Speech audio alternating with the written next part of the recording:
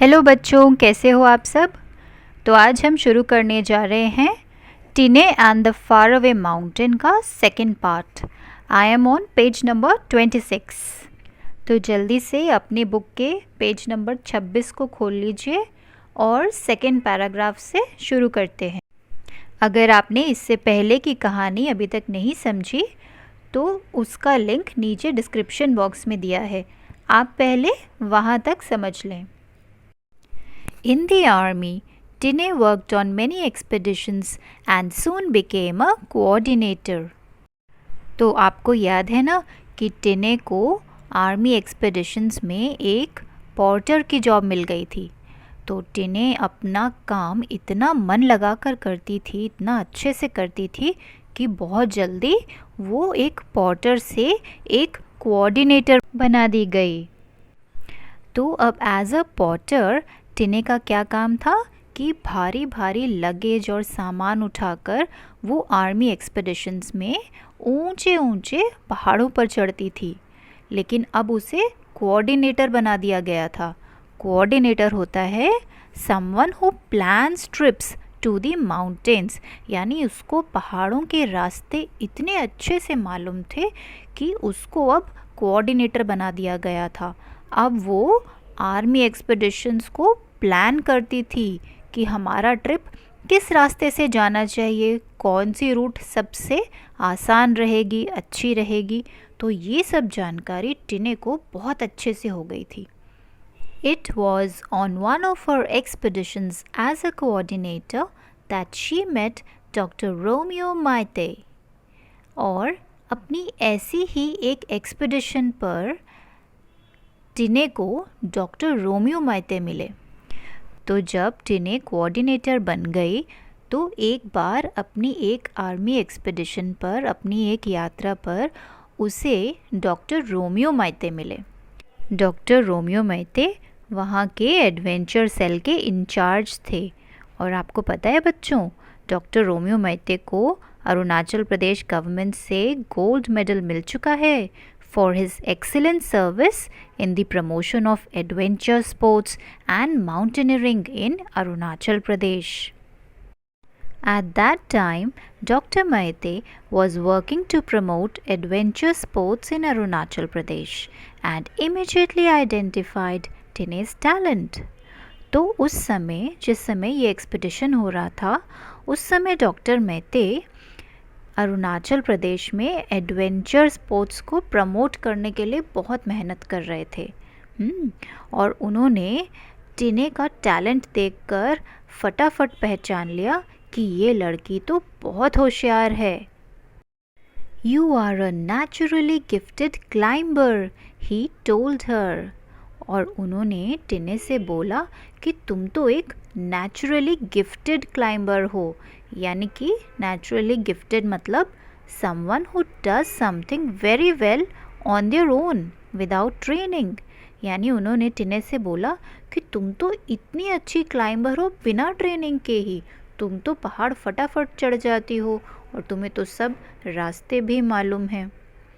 बच्चों, हम सब के अंदर कोई ना कोई टैलेंट नेचुरल होता है, यानी कि हमने उसके बारे में कोई ट्रेनिंग नहीं ली होती, लेकिन हम ऐसे ही कोई एक काम बहुत अच्छे से करते हैं जिसमें हमें बहुत इंटरेस्ट हो। जैसे कोई बच्चा गाना बहुत अच्छा गाता है, किसी को कुकिंग में इंटरेस्ट होता है, तो कोई स्पोर्ट्स बहुत अच्छे से खेलता है।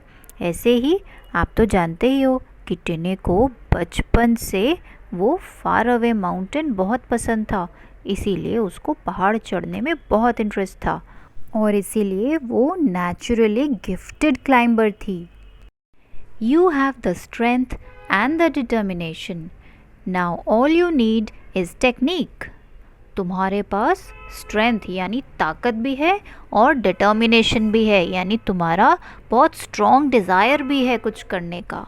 Now all you need is technique, अब तुम्हें सिर्फ एक चीज़ चाहिए और वो है सही टेक्निक कि माउंटेनियरिंग किस तरह से की जाती है, वो टेक्निक तुम्हें अब सीखनी होगी। डिटर्मिनेशन को हिंदी में हम ऐसे समझ सकते हैं कि कुछ काम करने की पक्की निष्ठा, पक्का डिसीजन जब हम ले लेते हैं, पक्का सोच लेते हैं कि मुझे ये काम करना ही करना है। और टेक्निक का मतलब होता है कि उस काम को करने के लिए सही और सटीक तरीका कौन सा है। Dr. Maite became Tine's mentor and she began her training as a mountain climber.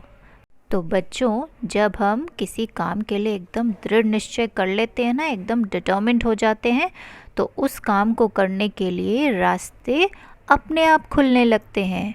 अब देखो, टिने कितनी डिटर्मिन्ड थी। उसने as a porter army expeditions join करी, वो कोऑर्डिनेटर बन गई और खूब मेहनत से अपना काम करने लगी। तो देखो उसे कौन मिल गया, डॉक्टर रोमियो मैते, जो कि एडवेंचर सेल के इंचार्ज थे। तो उन्होंने क्या करना शुरू कर दिया, उन्होंने टिने को मेंटोर करना शुरू कर दिया। मेंटोर होता है a person who helps, teachers and advises someone regularly. Doctor Mehta ने पहचान लिया कि टिने इतनी टैलेंटेड है, तो वो उसके मेंटोर बन गए, यानी उसे गाइड करने लग गए, उसकी ट्रेनिंग करने लग गए। तो she began her training as a mountain climber. तो अब टिने मिना माउंटेन क्लाइंबर की ट्रेनिंग करने लग गई डॉक्टर मेहते के साथ। The distant mountain still called her, क्योंकि वो जो दूर का फार अवे माउंटेन था वो अब भी उसे पुकार रहा था। But Tine did not know the name of the distant mountains till she watched The Race for Everest, a film about the first climb of Mount Everest. तो टिने अपने बचपन से उन डिस्टेंट माउंटेन्स यानी उन दूर खड़े पहाड़ों को बस देखती ही आ रही थी। उसको उनका नाम नहीं पता था। कब तक? जब तक उसने द रेस फॉर एवरेस्ट नाम की एक मूवी, एक पिक्चर नहीं देखी। तो ये द रेस फॉर एवरेस्ट एक फिल्म है जिसमें ये दिखाया गया है कि माउंट एवरेस्ट पर सबसे पहले चढ़ाई किसने और कैसे करी। क्या आप जानते हो कि माउंट एवरेस्ट पर सबसे पहले कौन चढ़ा था? बस फिर क्या था, Wushu became a roar now and climbing Mount Everest became her dream. तो ये मूवी देखने के बाद तो टिने मिना एकदम एक्साइटेड हो गई माउंट एवरेस्ट क्लाइंब करने के लिए। Wushu became a roar now का मतलब है कि वो जो आवाज़ उसे बचपन से सुनाई देती थी ना, पहाड़ों से आती हुई वूशू, वो अब उसे बहुत ऊंची सुनाई देने लग गई, यानी कि उसका एक्साइटमेंट लेवल एकदम बढ़ गया था और माउंट एवरेस्ट क्लाइंब करने का उसका सपना एकदम पक्का हो गया था। आफ्टर मंथ्स ऑफ प्रेपरेशंस, टिने finally reached the Everest base camp in Nepal. It was bitterly cold and the air was thin. तो महीनों की तैयारी के बाद टिने मिना फाइनली कहाँ पहुँच गए? एवरेस्ट बेस कैंप नेपाल में। जब हम माउंटेनियरिंग शुरू करते हैं माउंट एवरेस्ट पे चढ़ने के लिए, तो एक बेस कैंप होता है। बेस कैंप होता है a safe camp area usually at the foot of a mountain. People start climbing the mountain from this point. तो जब हमें माउंट एवरेस्ट क्लाइंब करना होता है तो एक ऐसा कैंप होता है बिल्कुल उस माउंटेन के फुट पर, यानी कि जहाँ से चढ़ाई शुरू होती है वहाँ पर ये कैंप होता है। तो टिने मिना फाइनली वहाँ पहुँच गई और ये बेस कैंप नेपाल में था। It was bitterly cold and the air was thin, यानी कि बहुत ज़्यादा ठंड थी और हवा पतली थी। एयर वॉज थिन यानी कि there wasn't enough air to breathe properly. Tine trained there for a few days to get accustomed to the harsh weather and then began her climb. तो टिने वहाँ पर कुछ दिनों तक ट्रेनिंग करती रही ताकि वो उस हार्श वेदर के लिए अकस्टम हो सके। हार्श वेदर था ना, बहुत ठंड थी और एयर थिन थी, यानी कि ऑक्सीजन पूरी नहीं थी, तो इसलिए ऐसी माउंटेनियरिंग शुरू करने से पहले जो माउंटेनियर्स होते हैं उनको कुछ दिन बेस कैंप में अकस्टम होना पड़ता है ताकि उनकी बॉडी यूज टू हो सके उस वेदर के लिए। And then began her climb. तो अकस्टम होने के बाद टिनेमिना ने अपनी चढ़ाई शुरू कर दी। द क्लाइंब वॉज डिफ़िकल्ट, और ये चढ़ाई मुश्किल थी। It was divided into 4 sections so that the climbers could take rest at different camping points while journeying to the top of the mountain. तो ये जो क्लाइंब थी माउंट एवरेस्ट के टॉप तक, इसको 4 भागों में डिवाइड किया गया था, छोटे छोटे सेक्शंस में ब्रेक किया गया था ताकि क्लाइंबर्स बीच बीच में आराम कर सकें, ब्रेक ले सकें, रेस्ट कर सकें। But by the time Tine and her companion Shering Sherpa reached the second camp, the weather had gone worse. लेकिन जब तक टिने और उनके साथी, जिनका नाम शेरिंग शेरपा था, सेकेंड कैंप तक पहुंचते, दूसरे कैंप तक पहुंचते, तब तक मौसम बहुत ख़राब हो चुका था। Do you want to go ahead? Tshering asked. तो क्योंकि मौसम ख़राब हो चुका था, यानी बहुत ठंडी हवाएं चलने लग गई थी, बहुत ठंड हो गई थी, तो शेरिंग ने टिने से पूछा कि क्या तुम आगे जाना चाहती हो? I don't think I will get another chance to do this, टिने replied. तो इस पर टिने ने क्या जवाब दिया? मुझे नहीं लगता कि मुझे ये करने का दोबारा मौका मिलेगा। तो यहाँ पर डू दिस का मतलब है माउंट एवरेस्ट पर चढ़ाई। अब देखो, हमें यहाँ पता लगता है कि टिने कितनी डिटर्मिन्ड है। इतने ख़राब मौसम के बावजूद वो रुकना नहीं चाहती, क्योंकि उसे लग रहा था कि उसे ये मौका बड़ी मुश्किल से मिला है माउंट एवरेस्ट पे चढ़ने का, और वो किसी भी कीमत पर इसे छोड़ना नहीं चाहती थी। She could hear the musical woo-shoo growing louder and louder, यानी उसकी मंजिल उसे और ज़ोर से बुला रही थी। उसे वो वू शू की आवाज़ अब मानो और ऊंची सुनाई दे रही थी। इट ऑलमोस्ट हिप्नोटाइज्ड हर, यानी कि ऐसा लग रहा था कि वो आवाज़ उसे एक जादू की तरह अपनी ओर खींच रही हो। Tine and Tsering somehow managed to reach their final camp. तो याद है ना, 4 कैंप थे रास्ते में, तो किसी तरह टिने और शेरिंग अपने उस फाइनल कैंप तक पहुंच गए। Just as they were about to take rest, the stormy wind blew their tent and supplies away. और जैसे ही वो दोनों उस फाइनल टेंट में आराम करने के लिए रुके, तभी एक ज़ोर से तूफ़ान आया, स्टॉर्मी विंड आ गई, और उस विंड ने उनका टेंट और उनकी सप्लाइज़ उड़ा दी। सप्लाइज़ का मतलब यहाँ है जो उनके पास खाना और उनकी टॉर्च या फर्स्ट एड किट वगैरह थी, वो सब उस तूफ़ान में उड़ गए।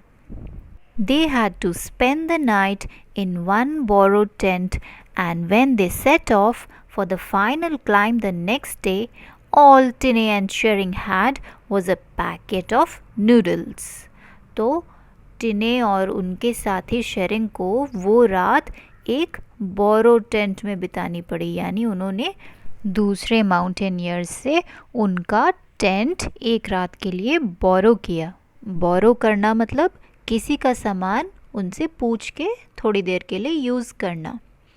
तो ऐसे ही टिने और शेरिंग उस बोरो टेंट में उस रात रहे, और अगले दिन उनके पास सामान के नाम पर सिर्फ एक पैकेट नूडल्स का बचा था।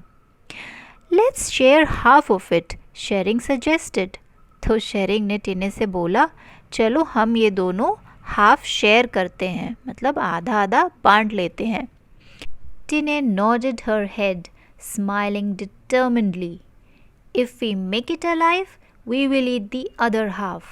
तो टिने ने सिर हिलाकर और स्माइल करते हुए बोला कि अगर हम ज़िंदा बच गए तो हम इसका दूसरा आधा भी खा लेंगे। अब यहाँ देखो बच्चों, टिने कितनी डिटर्मिन्ड है। उसके दिमाग में बस एक ही चीज़ है कि किसी तरह माउंट एवरेस्ट को क्लाइंब करना है। तो वो शेरिंग से क्या कहती है कि इस नूडल का आधा हिस्सा हम तब खाएंगे अगर हम माउंट एवरेस्ट पर चढ़कर जिंदा वापस लौट आए। The higher they climbed, the stronger the wind grew. जितना वो ऊपर चढ़ते उतनी ही वो विंड और स्ट्रॉन्ग हो जाती, यानी उतनी ही ज़ोर से विंड उन्हें धकेलती। For every 2 steps they took, it sent them reeling back a step. और अगर वो 2 कदम आगे बढ़ाते तो वो जो बहुत ताकतवर विंड थी, तूफान था, वो उसे उन दोनों को एक कदम पीछे धकेल देता। रीलिंग बैक मतलब मूविंग बैक वेरी अनस्टेडीली, मतलब तूफान इतना ज़ोर का था कि उन्हें बहुत मुश्किल से अपने कदम आगे बढ़ाने पड़ रहे थे। It shrieked and howled. कौन? वो तूफान। वो ऐसी आवाज़ें कर रहा था, श्रीक्ड एंड हाउल्ड, यानी कि तूफान से बहुत ज़ोर ज़ोर से आवाज़ें आ रही थी। whispering dread into their ears and urging them to return. अब यहाँ मानो तूफान और शेरिंग और टिने, इन दोनों के बीच में एक तरह का झगड़ा हो रहा था। टिने आगे और ऊपर चढ़ना चाह रही थी और वो जो ज़ोर का तूफान था वो उन दोनों को पीछे की ओर धकेल रहा था। whispering dread into their ears, यानी वो तूफान मानो उनको डरा रहा हो। Dread मतलब great fear and uncertainty about what could happen. तो यहाँ पर टिने की डिटर्मिनेशन का टेस्ट हो रहा था। वो तूफान टिने को डरा कर उसे पीछे की ओर धकेलना चाह रहा था। But टिने could only hear the magical tune of wushu. लेकिन टिने जो थी वो तो एकदम डिटर्मिन्ड थी, उसका इरादा पक्का था। उसे सिर्फ वो वूशू की जादुई आवाज़ सुनाई दे रही थी और वो आगे ही आगे बढ़ती जा रही थी। So they pushed ahead fearlessly and continued to climb to the top. तो टिने और शेरिंग शेरपा ये दोनों fearlessly यानी बहादुरी से बिना डरे आगे को पुश अहेड मतलब वो आगे ही बढ़ते रहे और कंटिन्यूड और चलते रहे जब तक वो माउंटेन के टॉप पर क्लाइंब नहीं कर गए। Finally, at 10:45 a.m. on 9 May 2011, Tine's efforts were rewarded. और फाइनली यानी कि अंत में कितने बजे? 10:45 a.m. यानी सुबह 9 मई 2011 को टिने के एफर्ट्स यानी उसकी सभी कोशिशें रंग ले आईं। Her efforts were rewarded. क्या रिवॉर्ड मिला उसको? She summited Mount Everest, the highest mountain in the world, the first woman from the north east of India to have done so. तो फाइनली टिने ने माउंट एवरेस्ट पर चढ़ाई कर ली। Summited मतलब climb to the top of a mountain. और वो north east India की पहली महिला थी जिसने दुनिया की सबसे ऊंची चोटी माउंट एवरेस्ट पर विजय प्राप्त कर ली, यानी उसे समिट कर लिया। She had found her faraway mountain and was one with the sound that had called her all her life. तो अब फाइनली माउंट एवरेस्ट को समिट करके टिने का बचपन का सपना पूरा हो गया। And she was one with the sound that had called her all her life. और जिस आवाज़ ने उसे बचपन से बुलाया था, यानी कि वो वू शू की आवाज़ जो वो बचपन से सुनती आ रही थी, आज वो उस आवाज़ के साथ एक हो गई। मतलब वो अपनी मंजिल पर पहुंचकर एकदम कंप्लीट फील कर रही थी, एकदम सेटिस्फाइड फील कर रही थी। तो देखा बच्चों आपने किस तरह टीने मिना अपनी स्ट्रॉन्ग डिटर्मिनेशन की वजह से इतना मुश्किल काम कर पाई, है ना? कितनी इंस्पायरिंग कहानी, कितना कुछ सीख सकते हैं हम टिने मिना से। तो आपके भी बच्चों जो भी सपने हों उन्हें संभाल के रखना और उन पे खूब मेहनत करना, तो एक दिन आप लोग भी टिने मिना की तरह अपने मंजिल तक ज़रूर पहुंच जाओगे। आई होप आपको ये चैप्टर बहुत अच्छे से समझ आ गया होगा। Please like and share this video और मेरे चैनल को भी सब्सक्राइब कर लीजिए। मिलती हूँ आपसे अब नेक्स्ट वीडियो में एक नए चैप्टर के साथ। तब तक के लिए बाय बच्चों, टेक केयर।